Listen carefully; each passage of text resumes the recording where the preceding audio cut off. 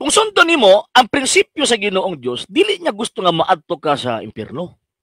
Kaya kung diha ta magpasakop sa sektang gitukod o tawag ining tao, di ba? Ang gingon sa balang kasulatan, asa na ba itong Biblia?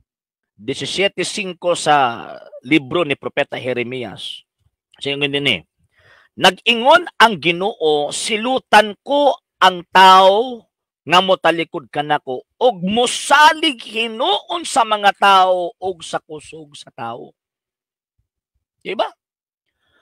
So kung diha ka nagpasakop sa pundok kung sektang gitukod og tao ang imong gisaligan ang kanang tawhana, anak nga mga founder.